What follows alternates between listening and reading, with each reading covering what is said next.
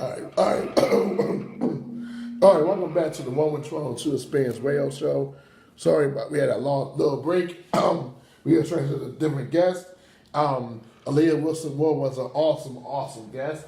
She was very spiteful, aspiring young lady that overcame a lot to be what she is right now. So she used a lot of her guys for therapy, you know. So now I got a next guest here in Nicole Rae. So I'm very excited to have her here. Hey everybody, what's going on? How you doing in there? How's everything? Listen, I'm out here trying to live my best life. We got, right? Of course, that's the only way. If you really want to live your best life, you have to live your life with God. But see, He is my rock, He is my fence, like they were just saying. Yes. I am living my best life with God, absolutely. Yes. So how's your week? How was your Thursday? How was that? My holiday was pretty good. I had some friends and some family over, and somehow along the way I caught a little cold. So if you hear me clear my throat, I didn't want to miss this opportunity to come on and talk about transforming lives. And you know, it's such an incredible topic and such a necessary topic. You just got to push through sometimes. Yes, you do. Amen. How was yours? It was good. It was good. I spent time with family. We don't. Some people I ain't seen in a long time, but we trying to get more people together as a family. So sometimes you feel isolated sometimes, but when they come together, it works out. You know, families come together.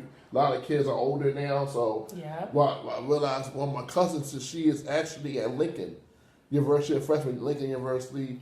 So I'm like trying to be more around that. You know, trying to get some be a better person. You know, that's and plus, I've been dealing with some stuff. I got some answers that I want to be here for a long time, but I'll talk about that next show. So, so that's that I need to clear my mind because this stuff I've been dealing with that I need answers to in terms of my family. But it's about you, so I'm going to talk about you first. I will get to that next week about what I've been dealing with, so we'll share that next week.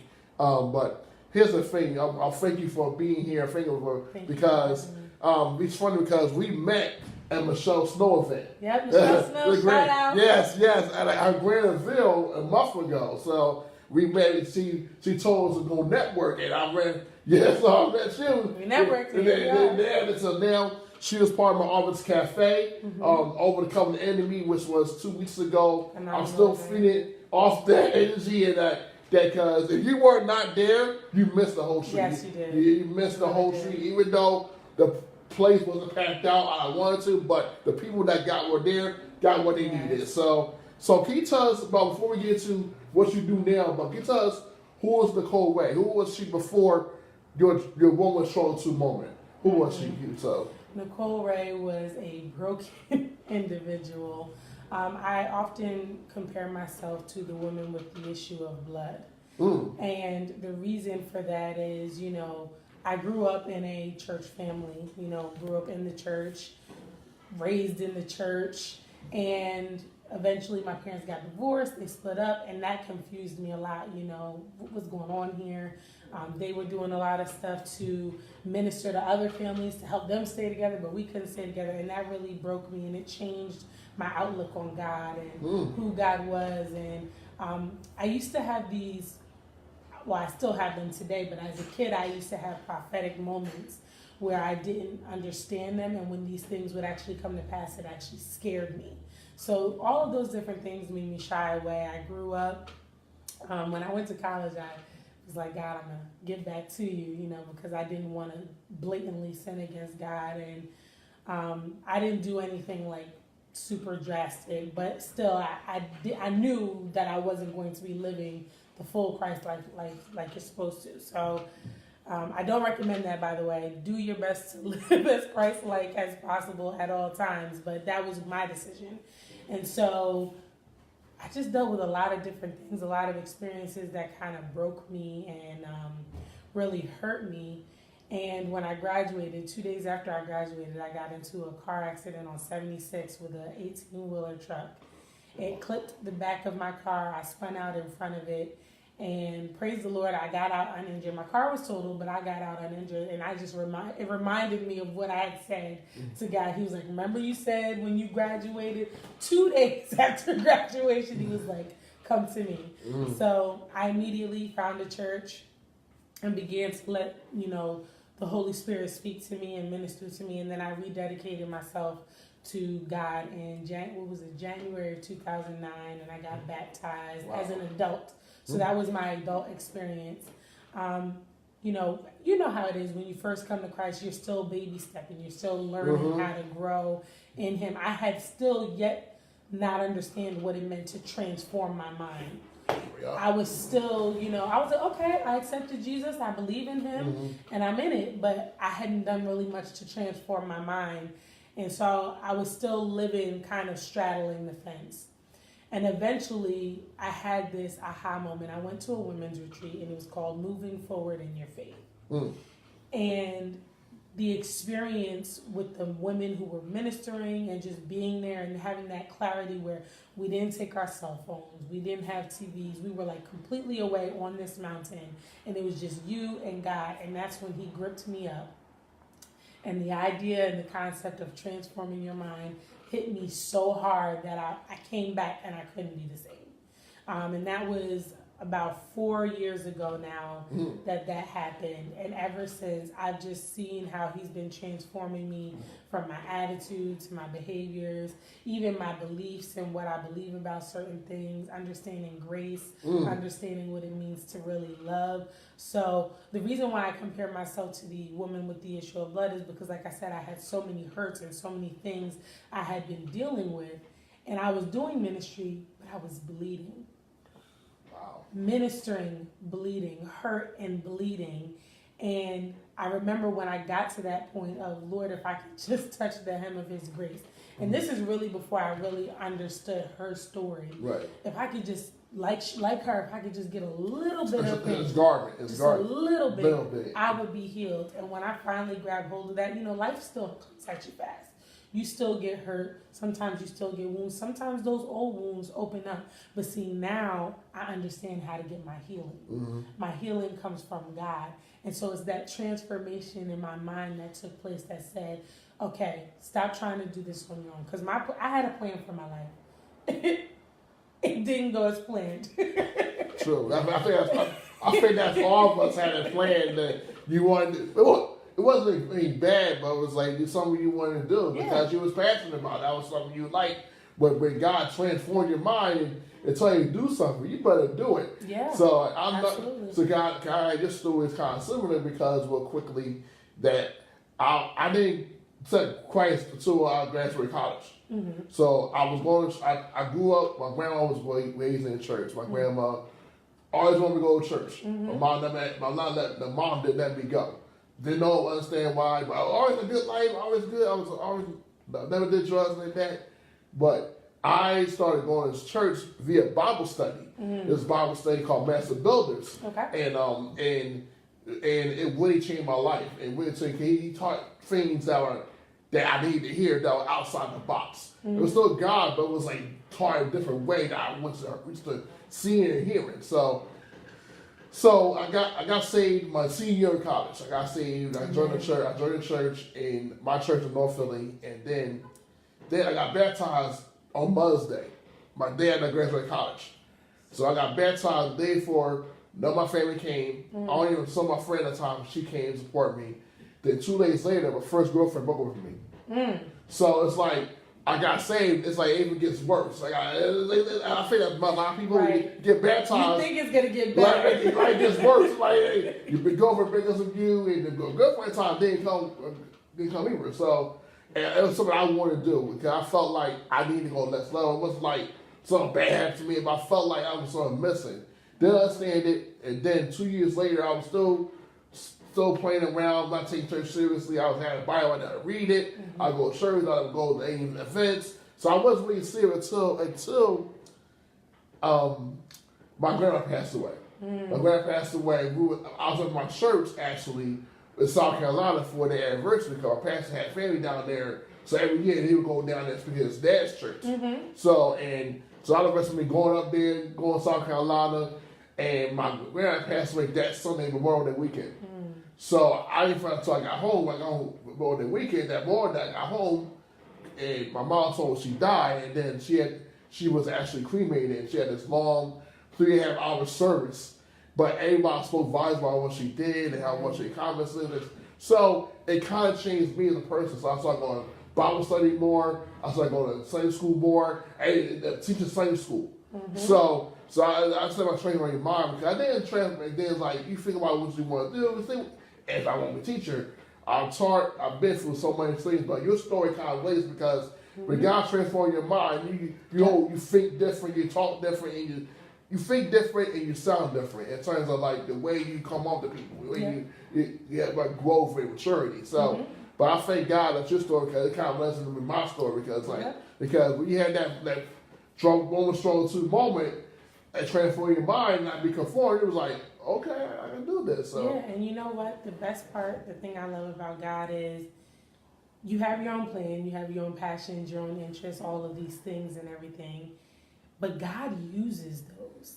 When He transforms you and you start walking in His plan, it's not like forget all that other stuff that you thought you wanted. He finds a way to use it. Like you wanted to be a teacher. You may not be teaching in a classroom and everything, but you're teaching. Right. You're still educating young folks. Right. Things like me, I wanted to be a leader. I wanted to be an organizer, and now I'm a project manager. But even in my ministry, I'm able to use those skills to help build my ministry and things like that. So, it doesn't mean that following God's plan means you don't get to use your passions or use your skills or even have fun doing those things. It just means that when you align it to God, to be honest, the little bit of skill we think we have, when we let Him transform our minds, He takes it from a little bit and makes it a whole lot. Right. And then we're even better at it with Him than we would have been without Him. Right. So, I finally got to that point where I'm just like, you know what, God, you got it.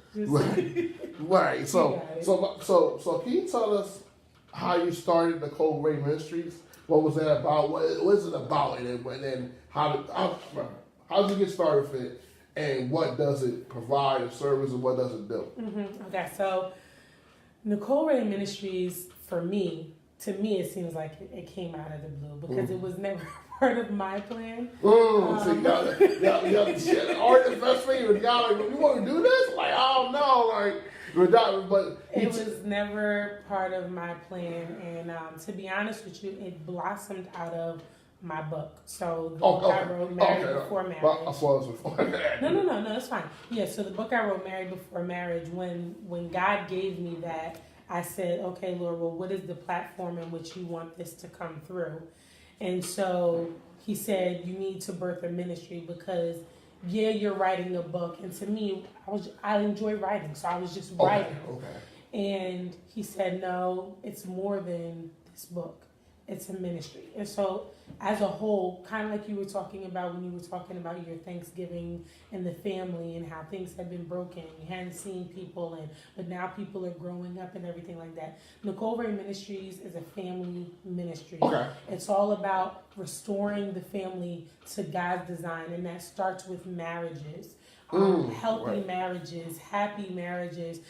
And that doesn't mean that there's not, disputes and frustrations and things like that. But how do we get to a point where we're living out marriage and family the way that God desires? And the thing is, the devil has been attacking the family since its inception, way back in the garden when he was fighting it with Adam and Eve. He's been fighting the family. And so God gave me Nicole Rae Ministries as a platform to help in the restoration. There's a lot of other ministries that are doing this, and I've seen it's been on the rise. Marriage ministries are on the rise right now because God it's His heart's desire that we take this back from the devil so that the brokenness in families and all that things can be healed.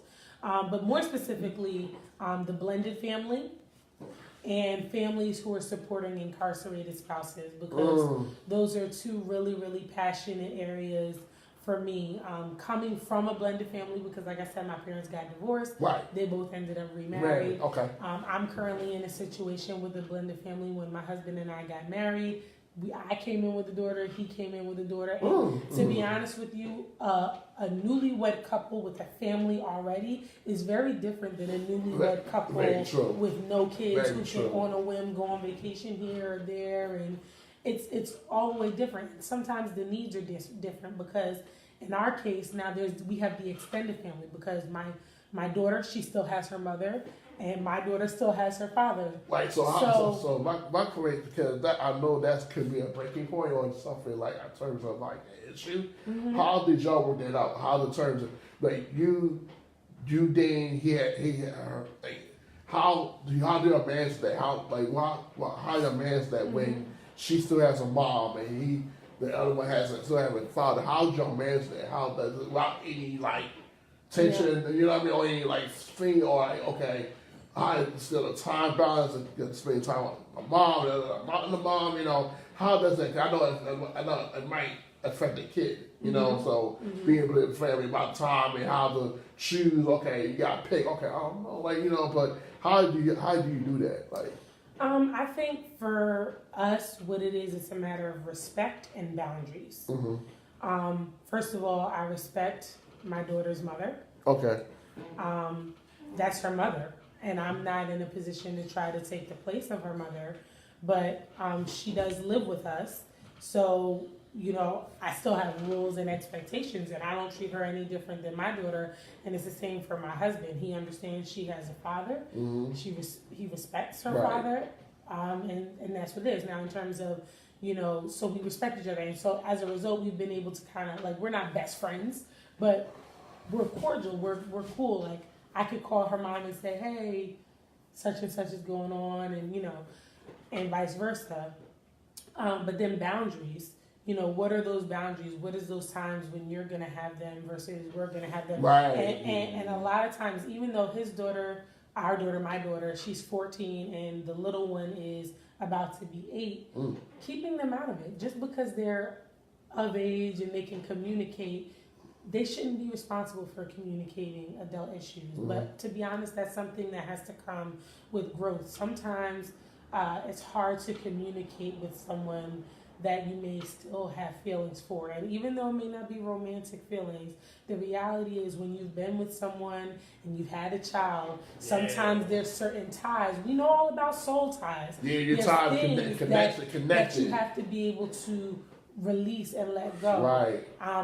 That's a whole something else that I'm working on to put out for relationships, because I mean it's a real thing. There's a lot of people out here. Blended families are on the rise, and as a result, it's a matter of how do you work it out so that the kids are not affected. Because of my situation and how I grew up with my blended family, my parents really didn't interact, and it kind of always made me feel like I was in the middle. And as a result, for me, it was like important to make sure that it wasn't the same thing for my kids. I didn't want them to ever feel like they're in the middle. So right, and that's a tougher topic because a lot of times, like, that's kind of hard for the kid to be in the middle, and even though they want isn't directly in the middle, but sometimes about those communication, and that's very important about how the boundaries and how to respect this person after you have a child. Now they moved on and married someone else. How the man or woman take that, you know? Because a lot of times they very protective of their child, you know what I mean? You know, they don't want nobody else being around them. You know, all that, get over that. There's a whole lot of things you got to get over in that. So I think that's very important. I mean, it's hard because, like, I dated a couple of females before my past where they already had a family, had a kid or a daughter. It was kind of hard for me being from an only child home, single parent home with no kids and dating someone with a family. You know, it was hard for me because, like, I had to, like, respect her time more because she had a daughter or a son. It was time to spend time with her. I'm trying to get to know her. You know what I'm saying? I'm not. Meanwhile, she got these kids. Right. I'm not regarding the child though, but I feel that's not my place because I'm not in that place. I don't want to come in that home and be in and out. If I'm gonna be in your child's life, I'm gonna be there for the whole long haul. You know, and so I actually I dated someone with she had 2 kids and it was friends and all that it blossomed, and then she was separated. So I got in a situation she was separated. So me and her were close, but me and her kids got closer. So, and then we had a bad breakup. It wasn't like I did it bad. It was like just like communication and it strained my relationship with her kids because I had no issue with her kids. Right. So it kind of made me like feel bad. Like I feel like I was a bad guy. Like, no, we broke up because blah blah blah. But it was not that way. It was like other way around. So it wasn't like I didn't choose. Right. So it's then like you find yourself trying to no, let me explain. But unfortunately, kids are always the innocent bystander, and so my caution would always be, first of all, we have to be careful who we lay down with and have children with, and do our best to live the godly life. I'll tell you this. Whew. My situation helped me to understand why God said, do not have sex before you get married, because it does add a level of complexity. You can make a blended family work. It's sometimes hard. I had to deal with the idea of my daughter calling another woman mom at some point. But you know what? At the end of the day, I'm her mother. She knows who mommy is. And it's just extra love for her. So, I'm just trying to... life is too short to worry about certain things. Yeah, and that's one of those things that I was like, I just can't worry about it. As long as I'm active in her life and I'm there for her and I'm available for her, that's all that matters. Because the funny thing is, when kids get older, they find spiritual moms, and their friends' moms become their moms. True. And then they start calling, so it's like, I can't be worried about that. I did tell my daughter's father, I said, could you at least make sure you pick a nice one? But you can laugh at it. You can laugh at it right now. Please. You can laugh at it. Nice one, Yeah, you can laugh at it right now. Yeah, right? please. So let's talk about your book. I know. Yeah. So you wrote Married Before Marriage. So can you talk about the book, because I think that's a needed book I can read, because a lot of times like you said it, but the family you gotta think about that. So what was the motive about writing that book, and what do you want the readers to get out of that book? Okay. So I wrote that book at the end of 2016. It was December 2016. And I had been thinking about this message for a while, because my beliefs on marriage had transitioned. They were like a whirlwind, a river, however you wanted to describe it. But basically, when I was young, I was so excited about marriage because my parents were married. And I was like, ooh, I can't wait to grow up and be married. And all that stuff. Then they got divorced, and I was like, man, forget this. I'm not doing this. What's the point in doing this? If they couldn't last, why do I think I'm going to last? Right. I had all these thoughts towards marriage. And then eventually I got to a point where I was like, oh, I think I want to get married. But it wasn't because I wanted to be married. I wanted a ring, and I wanted a dress, and I wanted the big old party. Uh-oh. So that is not a good reason to get married if you're listening. Do not get married for a ring or a dress or a party. But that's why I wanted to get married. And then I got to a point where I was like, okay, what does it even mean to be married? And when I started to study and learn what it really meant to be married, I was like, I'm severely underprepared. Like, I'm not ready to be married. But I got to get ready, because now that I know what it is and how beautiful it is and what God really desires and what can come out of it, I want to be married, but I'm not ready. So I went on this journey to get myself ready. My now husband was a part of that journey. He had to teach me some lessons. I mean, a man can't necessarily teach you how to be a woman, right? But there were some concepts about love that he had understood that I hadn't learned yet, that he was able to help me understand. And got to the end of the year, and I was watching Juanita Bynum, and she was like, look, anybody who's making a move next year, they're not waiting until next year to do it. They're making moves this year. So True. I said, all right, let me go ahead and make a move. And so I started writing the book, and I reached out and I looked for a publisher, secured my deal with the publisher, finished the book, and then was like, okay, it's written. And so let me tell you what the book is about. Married Before Marriage, becoming the woman God called you to be in life and love. It is about learning to be a wife through your relationship with Jesus Christ. Wow. We know that he is the groom and we are the bride of Christ. And when you begin to understand that, and when you begin to build that relationship with God, you learn how to depend first on God and then on man. Today we live in a society that's like, look, be independent. You don't need a man to do this. You can do whatever you want. Mm-hmm. You can do this. You can do that. And it's by no means saying don't be successful. Absolutely, as a woman, you should be independent. You should be self-sufficient. You should get any degree you want to get. You should, if you want to be a doctor, girl, go be a doctor. You want to own a business, own a business. You can be successful, but how do you take that success and translate it into still fulfilling your God-given role as a helpmeet? Because that's what God called a woman to be, a helpmeet. And no, helpmeet doesn't mean, okay, well, you have to work and cook and clean and all that. That's not what it is. But it does mean that you are a support to that man. He is the head, he is the lead, he's the provider, and yes, he should also help with cooking and cleaning and child rearing and all of that kind of stuff. But in my book, I focus more so towards women on what does it mean in a society that has groomed us to feel like we're equal or better than men or stronger than men. How do we get our femininity back? Right. Being humbleness. Exactly. Yeah. Humility, all of that. Like, I'll be honest, because when in my previous relationship, I was like, you can't tell me nothing. I'm making the money. I'm not worried about what you got because I got. Well, let me tell you something. I enjoy spending my husband's money.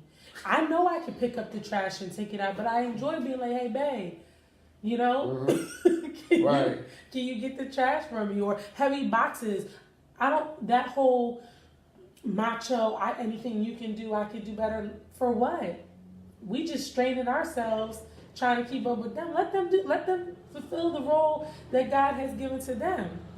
So the book talks about trusting God, trusting man, and learning to be that independent dependent. That's what the movement is. I called it independent dependent. I am an independent woman who is very strong and capable and successful, but I am dependent on God and I'm dependent on my husband to be successful. When a man and a woman come together, that is the beginning of a family unit. And see, no one really, I hate to say it, but it's almost like an organization. When an organization comes together, they come together for a purpose, and then they go out and they fulfill that purpose. Right. When a man and woman come together, they come together for a purpose. Maybe not a natural purpose, but a spiritual purpose. Right.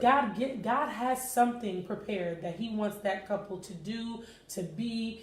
You could be the mother and father of the very next president. That is a ministry. That is a mantle that God places on family. So when you come together and you get with somebody, you have to be in a position to be able to help, and he has to be in a position to lead. Right. So the book talks about love. It talks about respect. One of the main things I talk about, if you're not ready to cover that man, which means pray for him. Okay. If you're not ready to pray for him in the good times and the bad times, when he's getting on your nerves, when he's not getting on your nerves, then you're not ready to be married. Because that is a real thing. Even love, that is a choice. Every single day, you have to wake up and choose to love him. When they do, and this is male or female, love is a daily choice. When they are getting on your last nerves, when he's not cleaning up after himself, when she's not making them meals like you want her to make them, when the laundry is piled up, when the drawers and this, that are just thrown on the floor and you got to constantly pick up after them, and it's frustrating because you feel like a maid and you feel undervalued. Are you still going to choose to love? Are you still going to choose to respect and honor him as the man that he is? Fellas, are you going to continue to love her and respect her? Are y'all going to communicate to work through your issues? Marriage is a real thing, and it's beautiful. It's really a beautiful union between a man and a woman, but we have to work it the way God desires it to be worked, because society tells you, go ahead, get married. If it don't work out, just go get a divorce. No. Mm-mm. You know what I'm saying? Because the process of divorce is actually worse than it's a long process. You get divorce is it's a long suffering process, You know what? It's cheap. Believe it or not, they make it's cheap. It's a cheap process. You spend $40,000, $20,000, $15,000 on a wedding, between engagement rings, wedding rings, dresses, the party, the shebang, right? Mm-hmm. And then it costs like $500 to get a divorce. Wow.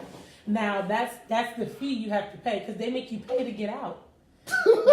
You pay to get in. Then you pay to get out. Wow. And then depending on, like you said, the suffering part is, do you have children involved? Right. Are y'all fighting over property? Are you fighting over money? Yeah. And that's what makes it suffering. Like, it's a lot. It's when you choose to intertwine yourself with somebody and marry someone, it has to be a carefully, well thought out, prayerful decision to marry someone, because if you really want marriage God's way, if you really want, and when we talk about 12:2, Romans 12:2, and being transformed and not conforming to the patterns of this world, you have to transform your thinking of marriage, because what society says marriage is and what God says marriage is two very different things. And if you really want marriage God's way, you're going to have to transform your mind into what God says marriage is. Even your dating life, if you're single and you're dating, you have to transform that, because God does give us a platform for how we can successfully date and still live righteously. You know, in my book, I talk about courting.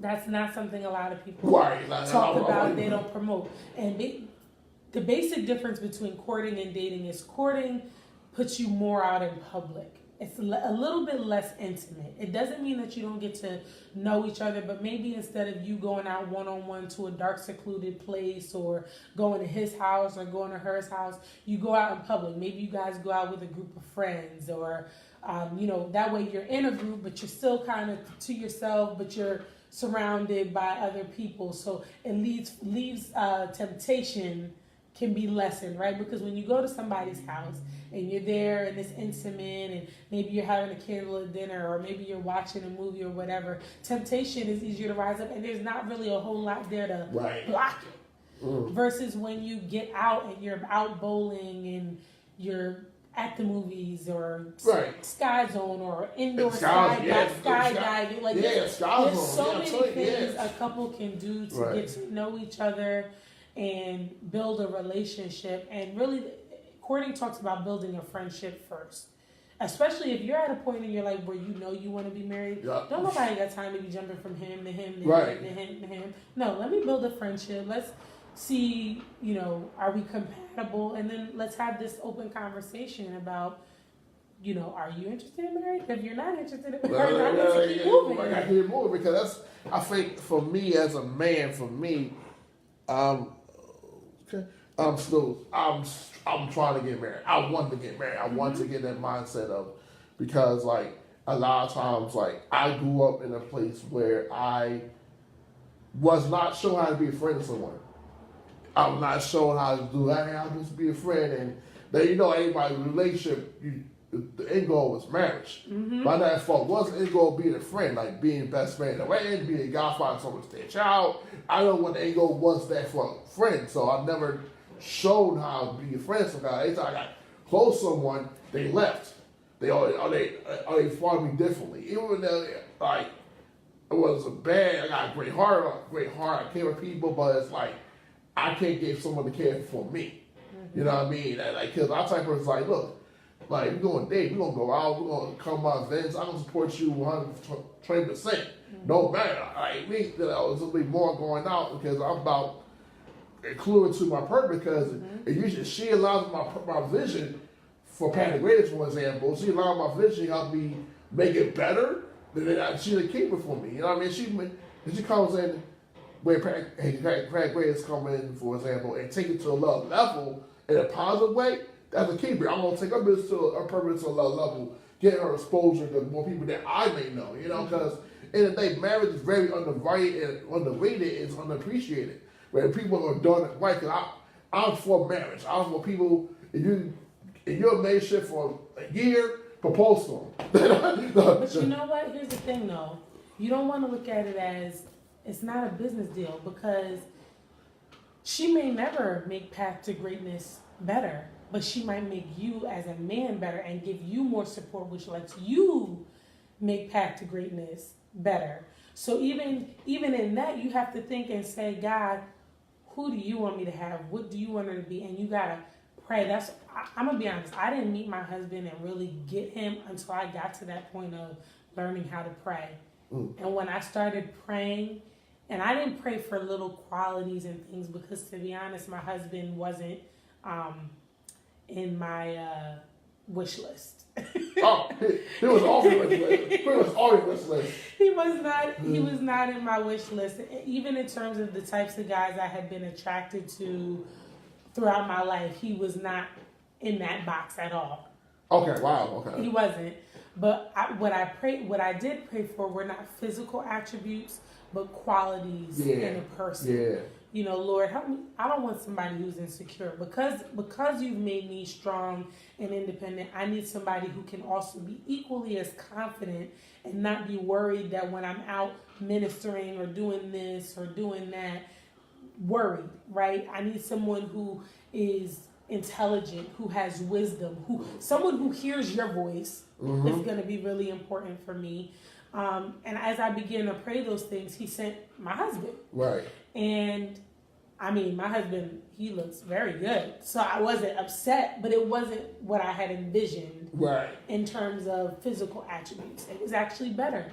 And see, when you begin to pray, God will give you better than what you thought you wanted because he knows what you want. And even beyond what you want, he knows what you need. Because if you've truly transformed and given God the keys to your life, then he's going to put somebody in there who's going to help you achieve the things that he has designed for you to achieve. Exactly. And that's why prayer is so important. You praying for your spouse even before you meet them. Whether you're dating them now and you think that's the person or you've never even met them, you should be praying, Lord, please cover them, keep them, Father God, protect them.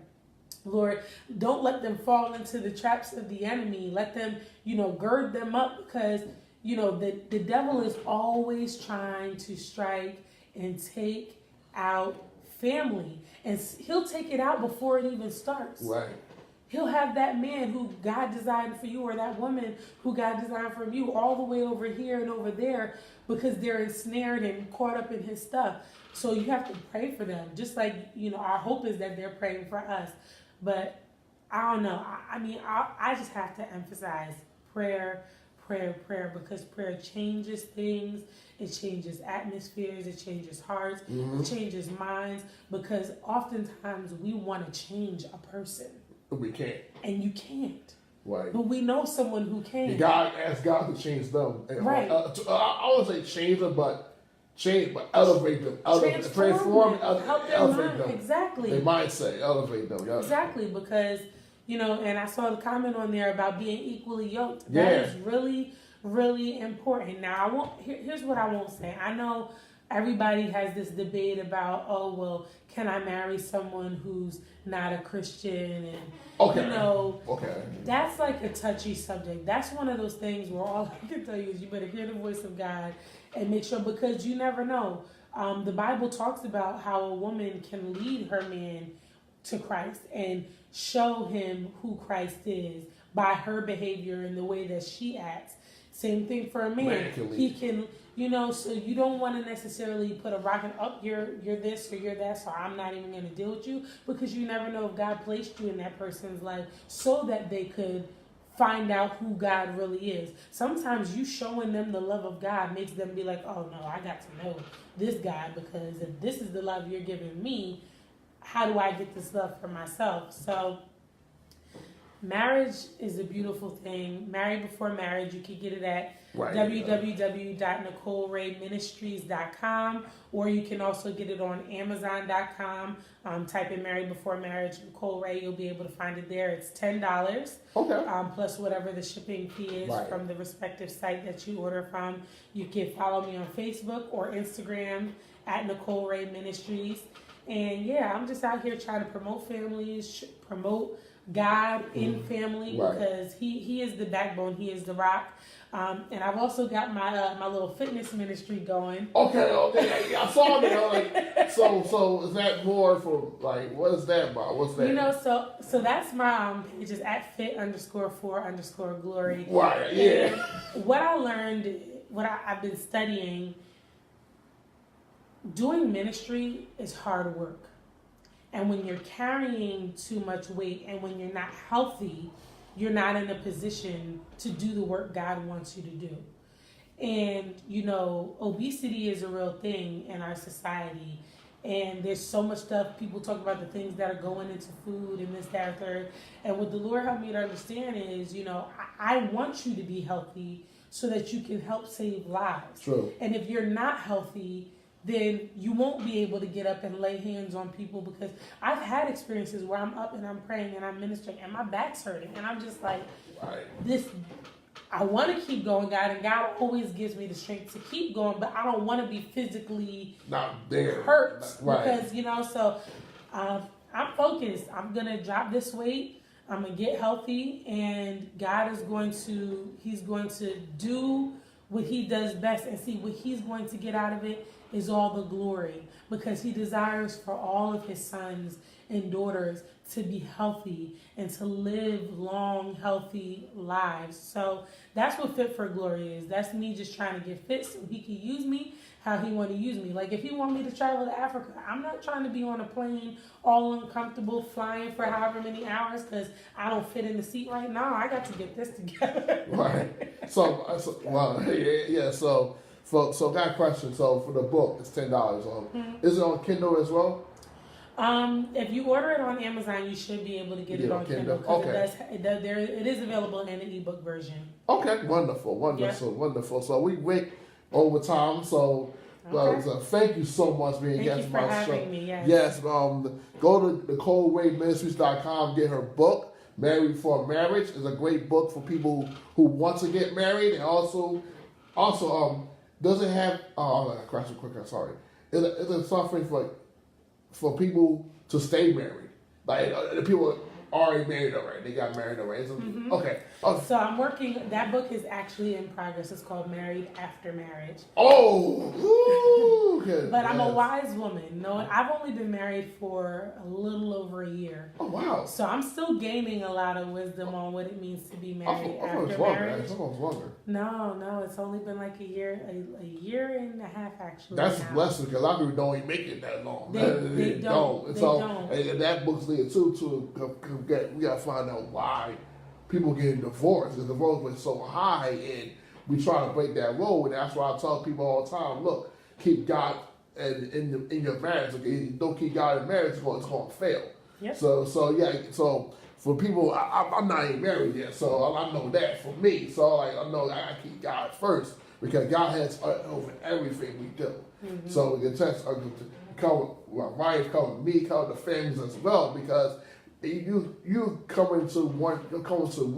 Yeah. A lot of times, like, people don't understand that. You come into one. It's not about you anymore. It's about you can still do you and be the best you, but it's for someone else. Mm-hmm. That's why we learn by serving other people first, so you understand. Exactly. Okay, you serve the community, serve you. So now, okay, I got to do this now. Now, give me a woman or a man for a man to help me serve. Because I've been trained to do this. I don't like to do community service. I learned to serve the homeless, serve the youth, or serve people that are married or single. You know what I mean? I know how to string it down. It's like, now you get married, so married, now it's like every day now. So youth is like, you can do once a week, twice a day, but not every day. It's a whole different mindset. You got to transform mind for that. Absolutely. You got to transform mind. It's a process. You're constantly transforming your mind. You don't get it overnight. No, and plus, marriage, it does take work. It's not like something like you got to keep going. You can't be complacent. You got to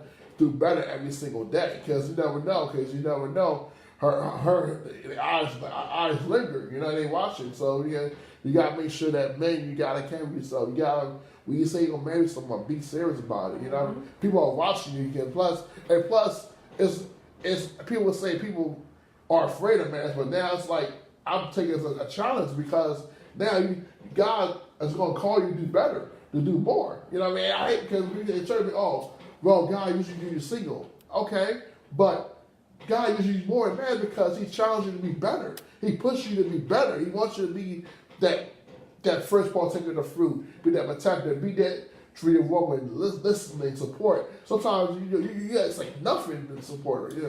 Listen, we could talk about this all day. I know, yeah. There's so much right. God desires to do in and through marriage. We are the example.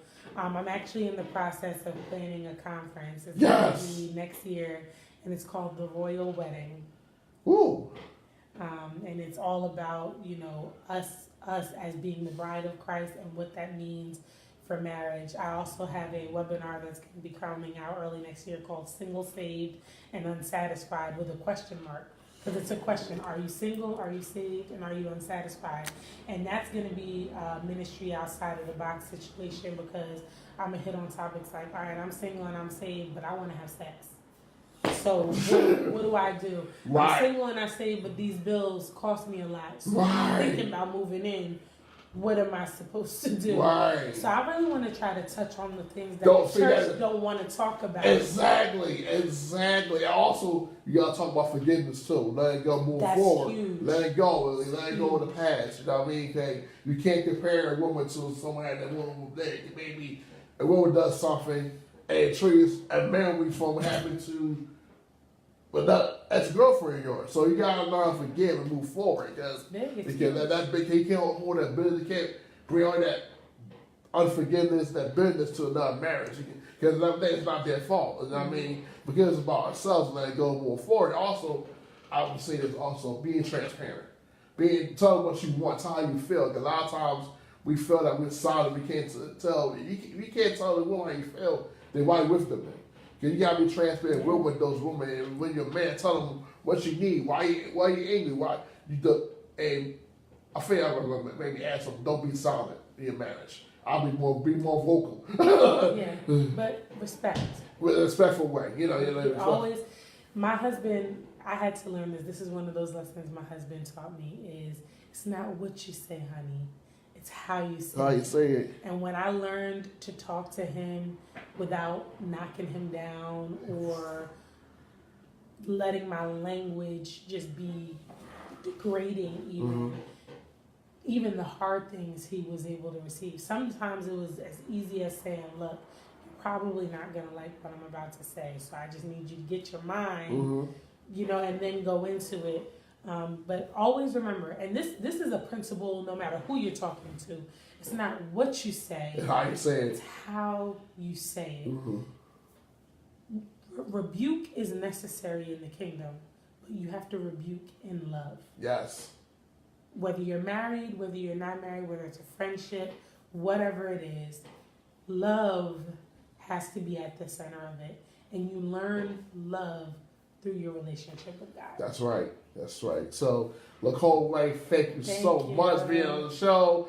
Hopefully you can come back. We do talk about that conference at Reverend Dog. I know you will come back and promote that. Great. Because I definitely want in the new year to attack these issues that are not taboo or not talk about churches or communities, that we can actually do a forum about relationships and one-on-one about. I definitely enjoy that single say I want to have sex. I want that to be a topic for our show. Yeah. So, in New Year. So once you get ready, you tell me. Cause I feel that's for a lot of young adults doing that too. Like young adults who aren't saved, who aren't in the church, they want. But how do you want? You know what I'm saying?